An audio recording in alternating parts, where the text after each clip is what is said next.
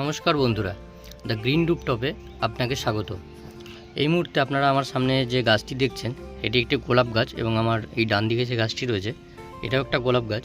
তো এই দুটো গাছেই মোটামুটি এই নভেম্বরের প্রথম দিকেই ফুল চলে এসেছিলো, কিন্তু ফুলগুলো খুব একটা হেলদি ছিল না। তো এবং ফুল অনেক পরিমাণে এসেছিলো এবং যার ফলে কী হতো, গাছটা আরও দুর্বল হয়ে পড়তো এবং ডিসেম্বরের শেষ দিক বা জানুয়ারি যেই সময় পিক সিজন সেই সময় হয়তো ফুল ঠিকঠাক পেতাম না, পেলেও খুব একটা হেলদি ফুল পাওয়া যেত না। সেই কারণেই অনেকটা রিস্ক নিয়েই আমি অনেকটা শেষের দিকে প্রুনিং করেছিলাম গাছটিকে, মানে গত নভেম্বরের মোটামুটি 15-16 তারিখ নাগাদ করে এই দুটো গাছকে আমি প্রুনিং করেছিলাম। এটিকে অনেকটা হার্ড প্রুনিং করেছিলাম, এই গাছটিকে কিছুটা সফট প্রুনিং করেছিলাম। তো হার্ড প্রুনিং করার পর রেজাল্ট কিন্তু খুবই ভালো, কারণ যেখান থেকে কেটেছিলাম গাছগুলোকে প্রত্যেকটা জায়গা থেকে কিন্তু অনেক ব্রাঞ্চ বেরিয়েছে। দেখতে পাচ্ছেন এখান থেকে ব্রাঞ্চ বেরিয়েছে, এই যে এখান থেকে ব্রাঞ্চ বেরিয়েছে, এই জায়গাগুলো থেকে ব্রাঞ্চ বেরিয়েছে। প্রত্যেকটা ডাল থেকেই কিন্তু যেখান থেকে কাটা হয়েছিল প্রত্যেকটা জায়গা থেকে কিন্তু অনেক ব্রাঞ্চ বেরিয়েছে এবং এই যে ব্রাঞ্চগুলো বেরোচ্ছে এই ব্রাঞ্চগুলো থেকে কিন্তু নতুন ফুল আসবে এবং সেই ফুলগুলো কিন্তু অনেকটা হেলদি হবে। যেহেতু এই মুহূর্তে ফুল আমি পাবো না, কারণ এই ফুল আস্তে আস্তে মোটামুটি ডিসেম্বরের শেষ দিক করে হবে, ডিসেম্বরের শেষ দিক এবং জানুয়ারি শুরুর দিকে কিন্তু যথেষ্ট ভালো ফুল পাবো আমি এবং ফুলের পরিমাণটা অনেকটা বেশি থাকবে এবং ফুলগুলো অনেকটা হেলদি হবে।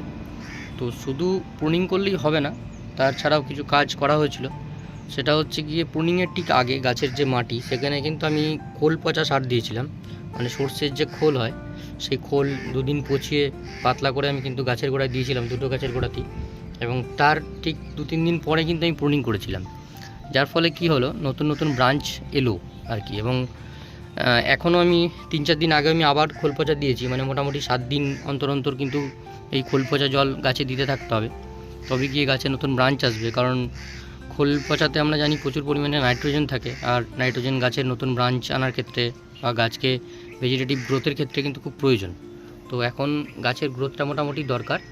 তো ডিসেম্বরের শেষ দিক নাগাদ করে ফুল আমরা পাবো, আর এখন এই খোল পচা সারটি কন্টিনিউ চালিয়ে যেতে হবে। আর যখন কুড়ি আসবে তখন 0050 ইউজ করব, তাতে ফুলটা অনেক ভালো হবে। আর এখন মোটামুটি 7 দিন অন্তর অন্তর এই খোল পচা সার দিয়ে যেতে হবে।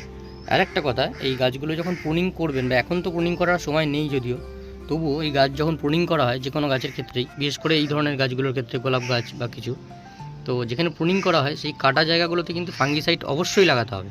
এই দেখতে পাচ্ছেন যে প্রত্যেকটা ডালে, কাটা ডালে আমি কিন্তু ফাঙ্গিসাইড লাগিয়েছিলাম।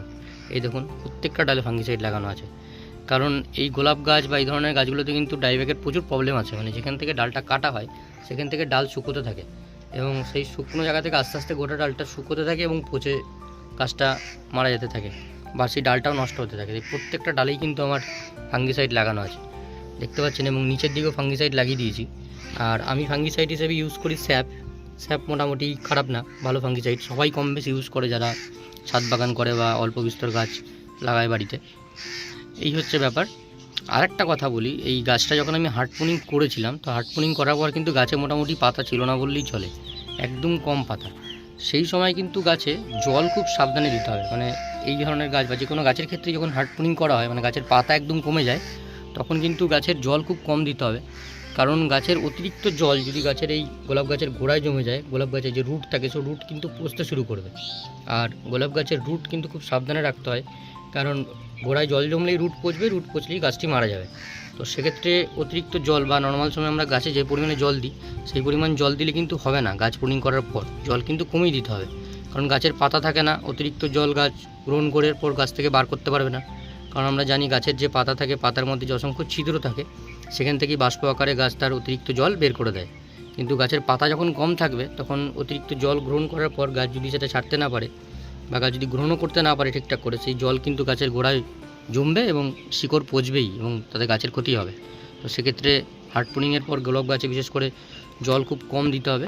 তো সেইভাবে আমি করে গিয়েছিলাম, জল কম ইউজ করে। এখন মোটামুটি পাতা বেরোনোয় কিছুটা জল ইউজ করছি এবং যেটা বললাম 7 দিন পর খোল পচা সার দিয়ে যাচ্ছি। তো দেখা যাক, আশা করছি ডিসেম্বরের শেষে আমি যথেষ্ট ভালো ফুল পাবো। ধন্যবাদ।